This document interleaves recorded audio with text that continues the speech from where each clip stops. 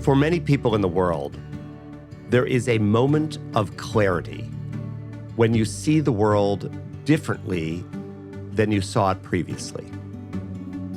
Those are the moments when we wake up to life. I'm Rabbi Josh Bennett, and this is Waking Up to Life, a podcast about those moments. Welcome back to Waking Up to Life, 18 Minutes with Rabbi Josh. Today, we are having a special episode welcoming Rabbi Josh Weinberg to the show. Rabbi Josh, it's a pleasure to have you. Well, thank you so much. It's a pleasure to be with you.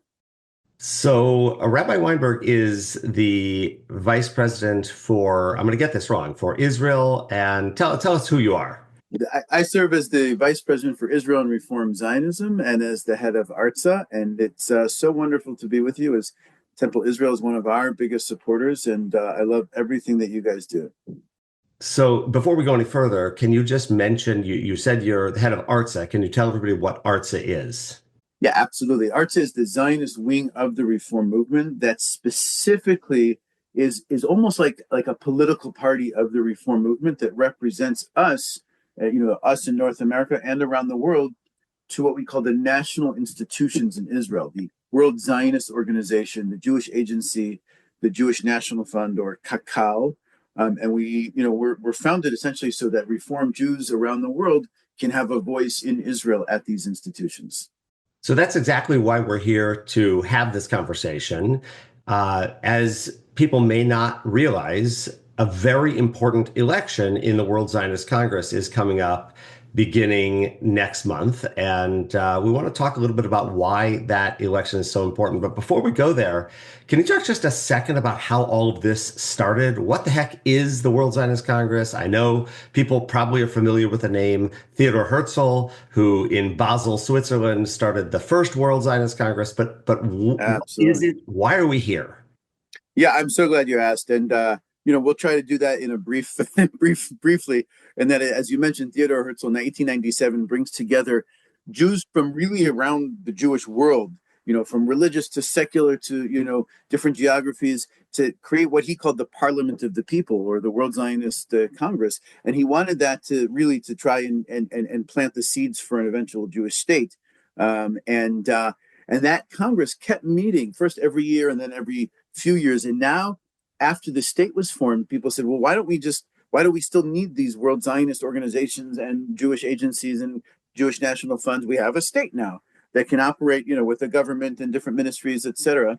And the Jewish community of the diaspora essentially said, wait a second, we've had a seat at this table since 1897. We want to continue to have our voices, heard in the biggest project of Jewish history ever, and that is creating a Jewish state and a Jewish sort of collective response and reaffirming the fact that we are a people, etc. And so we kept this this system going on that meets every 5 years, where Jews from different Zionist organizations and different movements around the world and across the ideological spectrum can sit around a big table with Israeli political parties and debate the big topics, affecting the Jewish world and the state of Israel.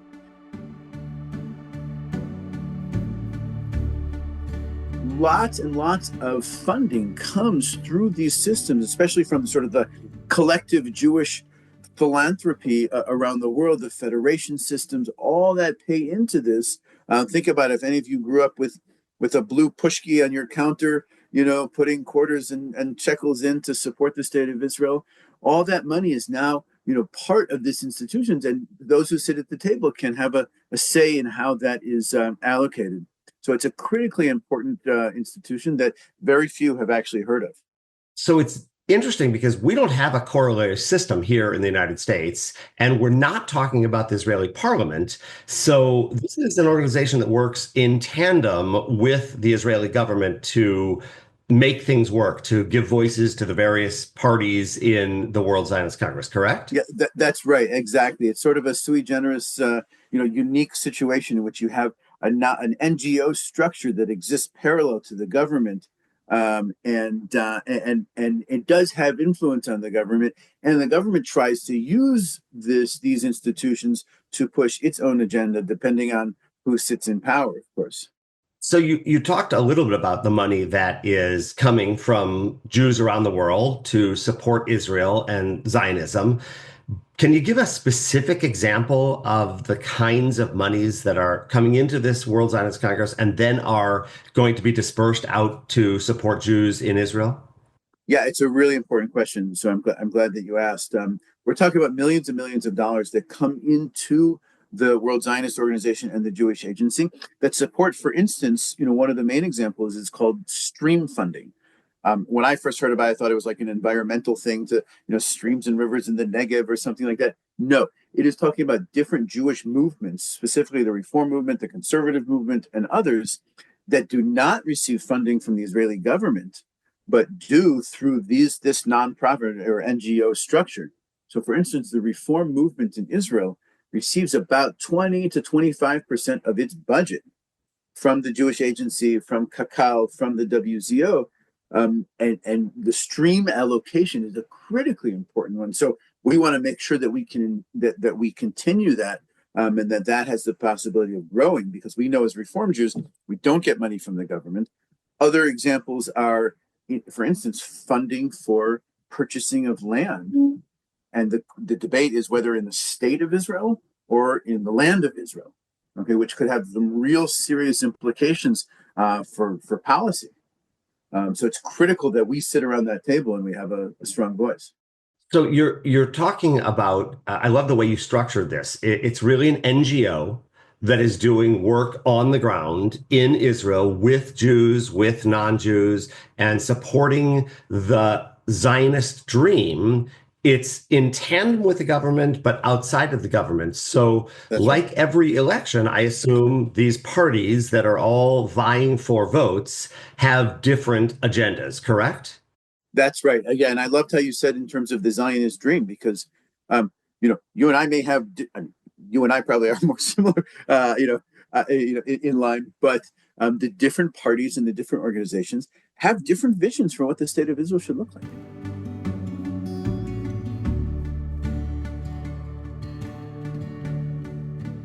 That is essentially what we're competing for. And that was the case, even in Herzl's time, where there were different kinds of Zionism, right? Chada'am and cultural Zionism and revisionist and religious, and all of those are still playing out in different ways today. And we're all sort of competing for the public sphere and for the public shekel or dollar.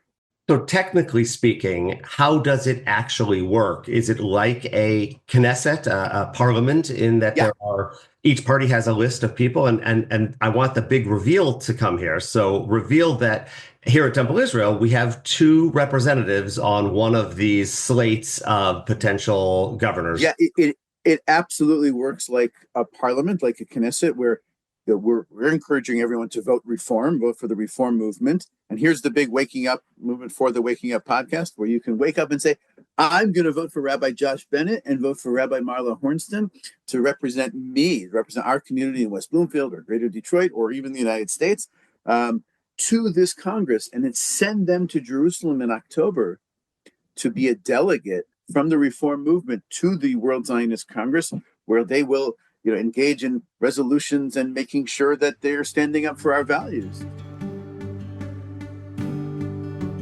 And beyond that, the way that it works is, the Congress only takes place once every 5 years. But what we do is we appoint people to key positions of leadership that will do that work in between those Congresses, in the ensuing 5 years, and making sure that we have our representatives of the Reform movement, like we do already, in these positions of power.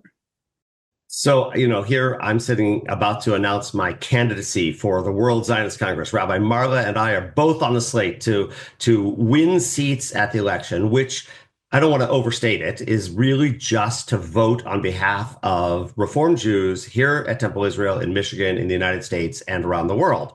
So what are the issues, the small picayune issues that we care about, that you are worried, and what's the urgency for people to make this vote today? Yeah, absolutely. And first of all, we could not be more proud that we have you and Rabbi Marla on the slate, and we've had other members of Temple Israel in the past, and this is it's really wonderful, and we're so glad that and we hope that we'll get enough votes for you guys to be there as well. So some of the smaller issues, and sometimes they're small and sometimes they're big, in terms of recognizing reform and conservative conversions in Israel. There was a Supreme Court case that took place in March of 2021 that we're very worried that will be overturned.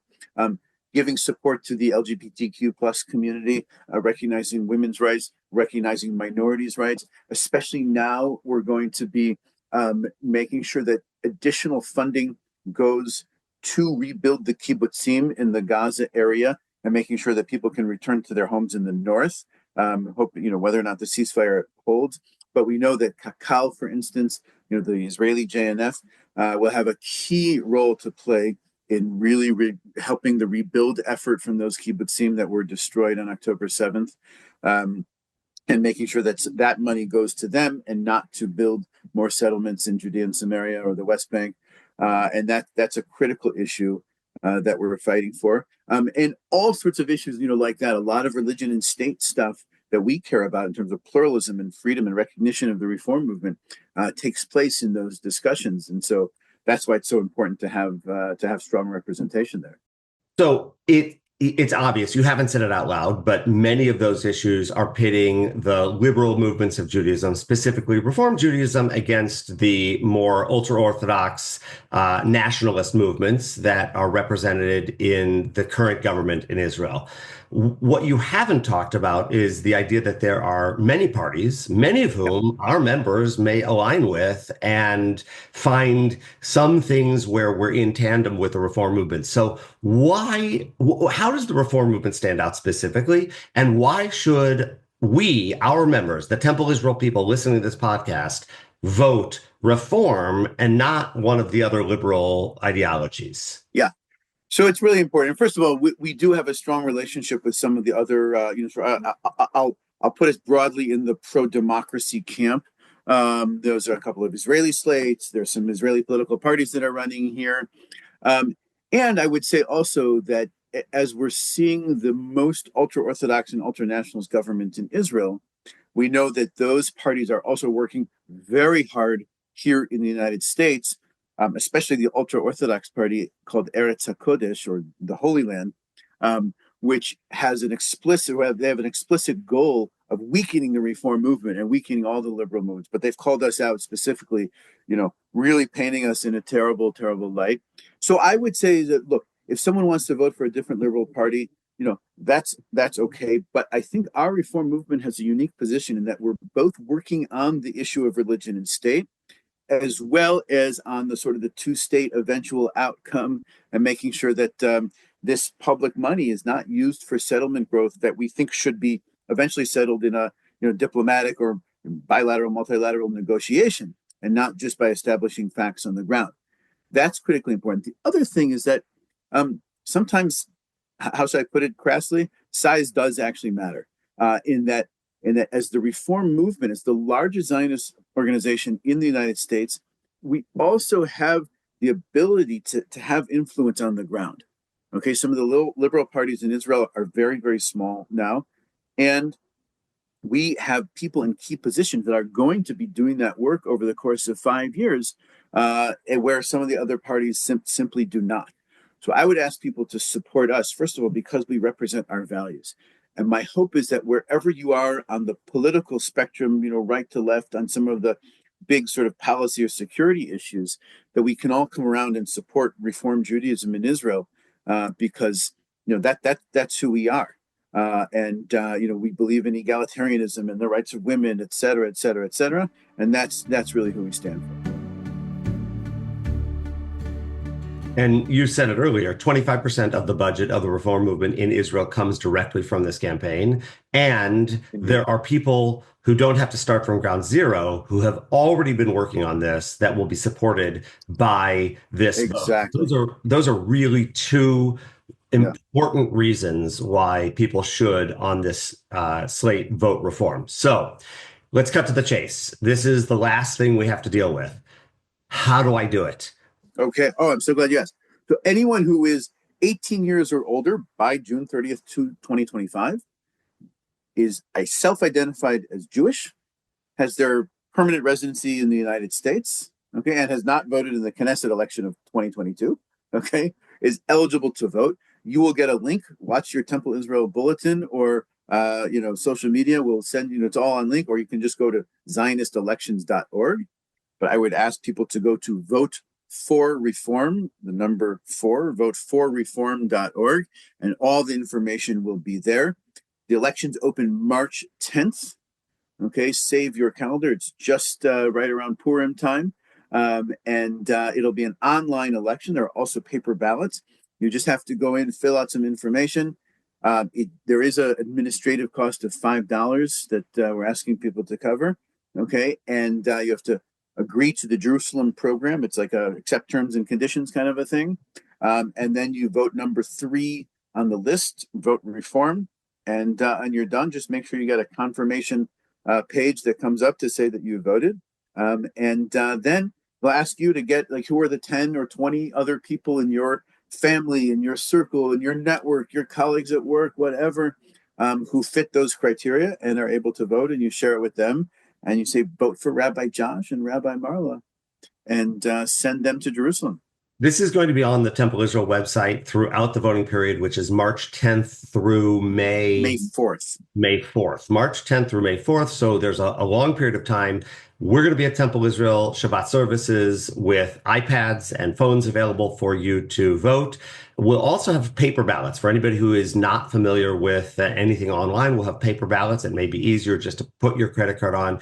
But Rabbi Weinberg, there are a few things that I just want to ask specifically about. The $5 registration fee. Why is there a $5 fee?